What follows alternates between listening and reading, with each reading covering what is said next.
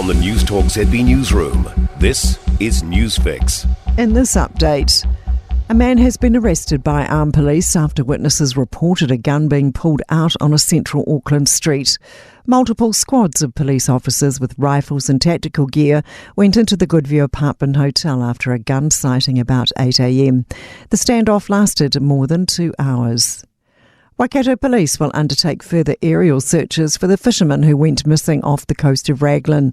Today, teams will be looking along the coastline from Port Waikato to south of Raglan.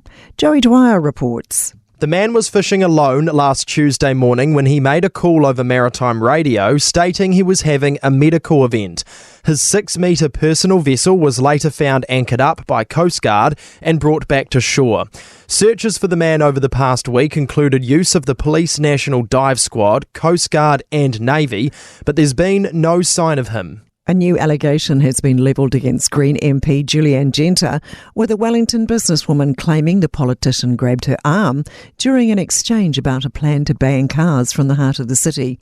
It comes after Four Seasons florist owner Laura Newcomb revealed Genter filmed her during a confrontation about cycleways that she felt was like something out of Police 10-7. Genter has been working from home following an incident in Parlour's debating chamber on Wednesday night, where she crossed the floor and waved a book in the face of National Minister Matt Ducey after he commented on Labour cancelling roads. The Prime Minister is back in Christchurch. Chris Luxon has been addressing party faithful at National's 2024 Mainland Conference this morning. Courtney Winter has been with him. The Prime Minister was welcomed by a standing ovation this morning. Much of the content of his speech focused on revisiting the government's goals, including bringing down crime and seeing a reduction in children living in emergency housing. Outside the event, a group of pro-Palestinian protesters had gathered, calling on Christopher Luxon to talk on the topic. That's news.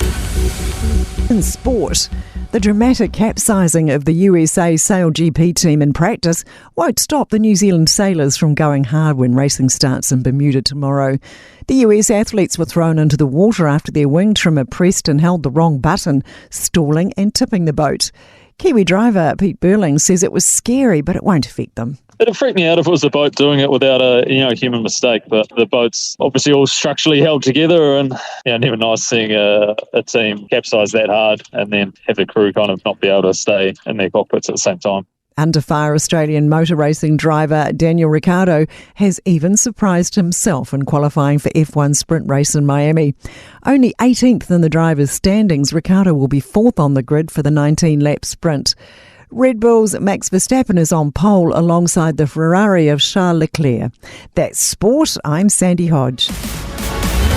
For more news, listen to Newstalk ZB live on iHeartRadio.